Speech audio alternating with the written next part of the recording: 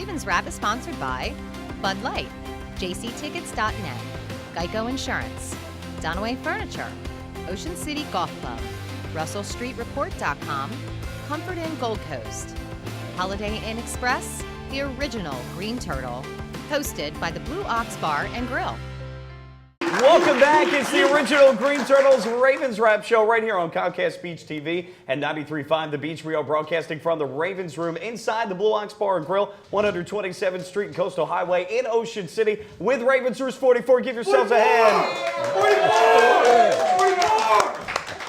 And of course, we invite all Ravens fans down to the show every Wednesday at 7 o'clock. Doors open at 5. Giveaways galore from many of our fine sponsors, including Ravens tickets from our friends at jctickets.net. We want to thank our friends at Bud Light, the Comfort Inn Gold Coast, Geico, the Ocean City Golf Club, jctickets.net, as I just mentioned, the Holiday Inn Express at Northside at Ocean City, Donaway Furniture. You can visit them for great furniture, Serta mattresses, and rental makeovers, 130th Street, Bayside, Ocean City, 410-250-5100. Also, buyatoyota.com, your official site for Toyota deals. Don't forget to like us on Facebook, Ravens Wrap at the Blue Ox.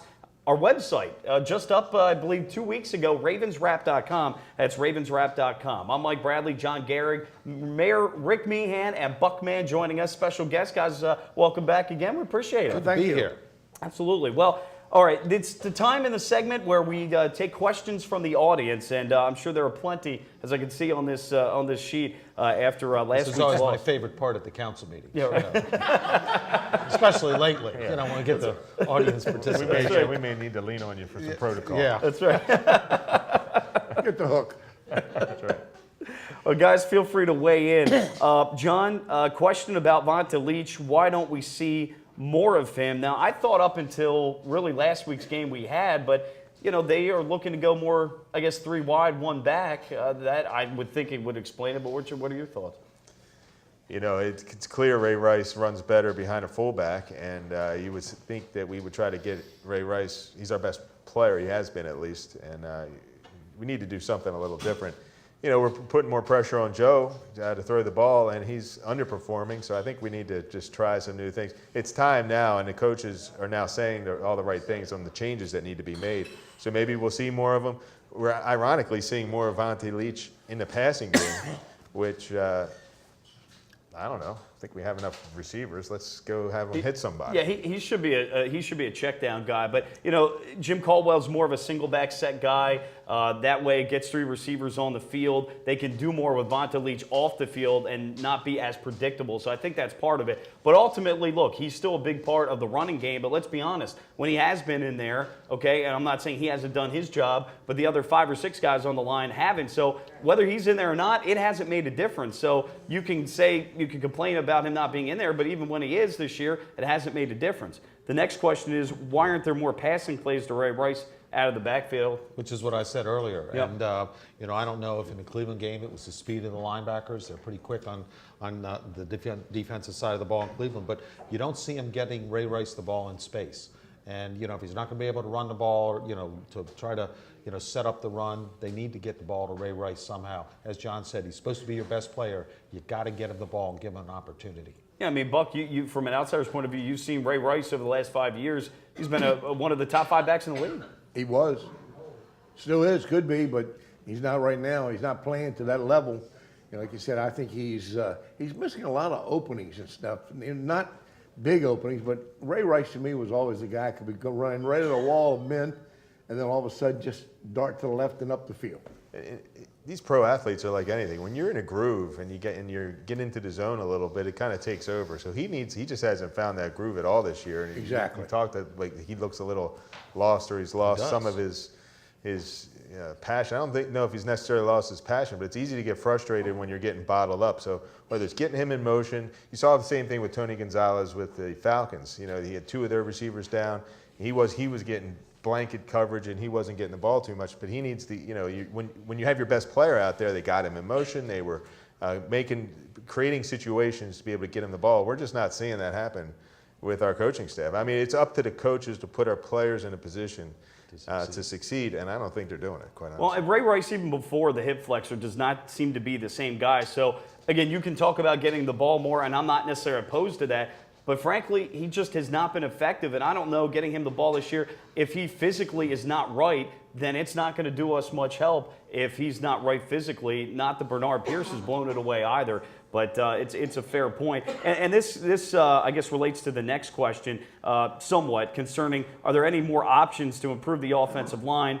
You talk about Ray staying in to block limits his pass catching opportunities. Let me just say this, though. Ray Rice knows all the pass protection schemes, and he's a lot more consistent than Bernard Pierce. Yes. So I can tell you that's part of the reason why he has to stay in is because he's more knowledgeable than Pierce is. That's part of the reason why he had to stay in a lot against Buffalo. Plus, let's be honest, I don't want my running back necessarily, as good as he is, he's been like our number 1 or 2 receiver. We need to get our receivers the ball and have them be number 1, 2, and 3. Not often do you have a guy like in Sproles in New Orleans that's a top pass catcher, but that's something. But John, I'll ask you. You've been on that line. Now they say that with the new offensive line coach, run game coordinator Juan Castillo, that he's changed the technique of the zone blocking scheme, et cetera. But what can they do at this point? I mean, we're already halfway through the year. Well, look at what happened last year. The offensive line was a weakness, and then going into the playoffs, it was clear that the offensive line, put McKinney in there, that was a strength. It became a strength at the end of the season. With Osemele too, though. That's right. Yeah, with KO. So, if they we have maulers and bashers and guys that just want to go out and hit people. And it's not about, if you have athletes, smaller guys that are great athletes and cerebral, you play that scheme. You know what I mean? But when you have big guys that are just going to, when you have a Marshall Yanda, you go out there and you mess people up. And, I think that you can try to go, I don't know if you want to try to go back to that. You just may need to get Joe Flacco out in space. Just do some rollouts. If you know you're in a predictable blitz situation, you can have Ray Rice just chip a guy and get out in space, and you roll Joe out, and you have a couple reads right in front of him where he's not under pressure. The coaches just need to put the players in a better position, guys. Yeah, and I don't think it's really that uncommon, Mike, for your running back or your star back to be one of the leading pass receivers on the team. I mean, I think it's really kind of essential because that just adds another element. It just creates more confusion for the defense, and it gets your best guy out in space. And I think that's what they need to do. Yeah, I agree with Rick on that. Invariably you always see a great running back also become a top receiver, and he takes the pressure off your receivers. And if they're worried about throwing to the running back, the receivers are going to get open sooner or later. And as John said earlier, if you can get one of them open and run in full blast and lay the ball in there, he's going to score. I mean, you saw the Chicago Bears and the Packers. This is a perfect example. On the goal line, the Bears spread the Packers out, and Forte was next to the quarterback. I mean, these are backup quarterbacks that are executing in the NFL, and it's because the players were put in a position and they handed it off to Forte, who basically ran in untouched. So, I mean, it's a situation of sometimes when you have great players that are playing great, you can be predictable and win. Yep. When you're not, you need to outthink and outsmart and outprepare and out-hustle the other guys, and we're just not seeing that. Well, and just a quick stat for you, though. And again, I agree about getting Ray Rice the ball, and you certainly make a great point about running backs alleviating pressure off of wide receivers. But for the second straight game, Ray Rice was held to 9 rush yards after contact. From the start of 2009 until last Sunday, Rice has never had any fewer than 10 yards after contact in a game with at least 10 rushes. There's another stat this year, I think, that the Sun had from the 5 stats that stick out, if I have it here, that 4 missed tackles forced by Ray Rice as a runner this year. That's last among starting NFL running backs. He's not right physically, and there's something wrong there. But, here's the deal. I mean, this is like the Barack Obama type deal, all right? I knew that was going to come into play here. Gets a pass for everything, Haloti Nada, he's okay, he's just hurt. I'm not giving him a pass. I'm just telling you what Joe Flacco, he's great. He wins a lot of games. Ray, he must be hurt. You know what I mean? How about they just stink? Sometimes these guys just don't play well. He's stinking this year. I agree, though. You know what I mean? And Haloti is not a factor again. And I don't know if he's hurt or not, but that's the excuse we always give him. Haloti's really banged up. Well, this is the NFL. All the nose tackles are banged up. He's getting paid double digits. He's getting paid. Ray Rice got paid. Ever since Ray Rice got paid, you know, all of a sudden now we need to split his carries with another He had a guy. good year last year. Joe That's Flacco John got Messina. paid. Well, The only thing that's dropping is the ball on the ground. I mean, how many years do running backs in the NFL today really have good years? Yeah. Well, he's What are we had 5 talking? solid years. We're talking right? 5 or 6 years. 5 or 6 years. I mean, And that's it's a That's the really average. it. And where are we with Ray Rice? We How just many make years? excuses because they're the home Into his team. sixth. Into his 6th year. I mean, you don't pay running backs. That's the cardinal rule of the modern NFL. Yes. You don't pay running backs. Well, they paid a market value, though. They didn't go crazy. They paid They a could have market value. franchised him once or twice and moved on. I mean, it was because he's on the picture of the M&T commercial or something, or because the fans like him. I don't think that's why the Ravens. I don't think that's why the Ravens You get make six their round. You decisions. get 6-round draft picks that are all pro. I'll tell you, I'm really hoping Ray Rice rushes for 100 yards this week. That I many, really am. yeah, I mean, that 6 would rounds. really, I'm so sick that of would hearing- be good for everybody. I'm just so sick of hearing, I don't get a pass. When I do a bad job, you know what people say? It was a bad It's job. a You bad stink. job. You hear that a That's lot? all. He must have had a headache Did you today. hear that a lot?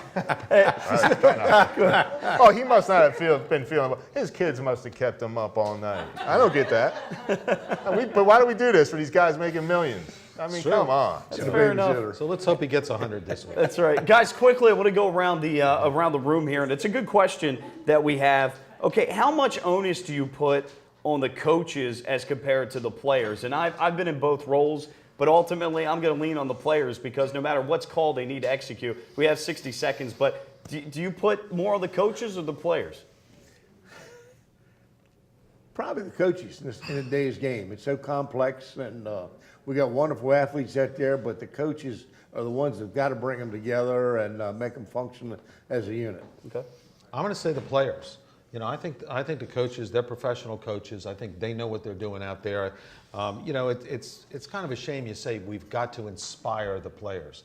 We've got to, they've got to have, leadership. They should have that. Sure. $100 They're million is a lot of professional athletes. inspiration. They've been college athletes, most of them. I mean, they should automatically have that, and they should be able to listen to what the coaches are saying and go out and execute. So I put the onus on the players. Just about 15 seconds. I agree, though. Yeah, it's pretty. I mean, the buck stops with the players. I mean, you have to. That's why the quarterback, you need to be able to check out the plays that the coaches call. So. All right. More of the Ravens Wrap Show to come right here on Comcast Beach TV and Delmarva Talk Radio, 93.5 The Beach. We're back next.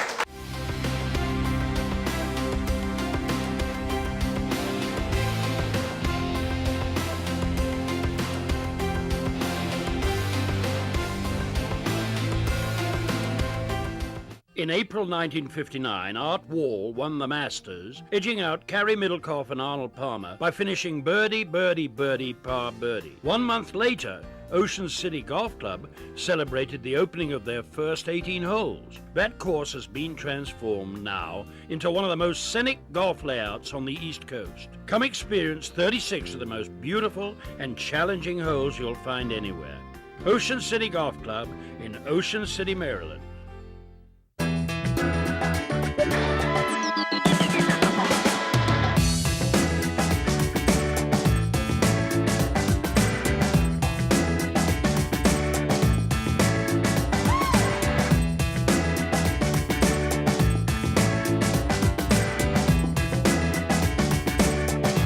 Come see us at Blue Off.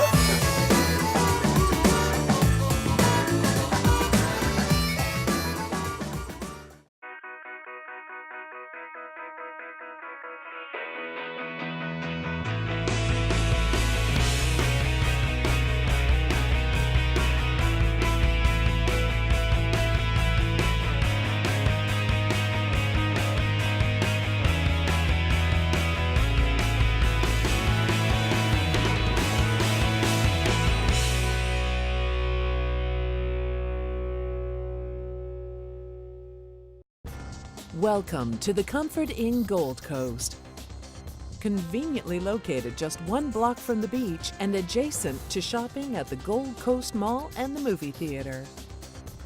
Newly renovated and open year-round with a marvelous bayfront view. Visit us on the web at comfortgoldcoast.com and see our hot deals and great golf packages, or simply call our direct reservation line to plan your stay.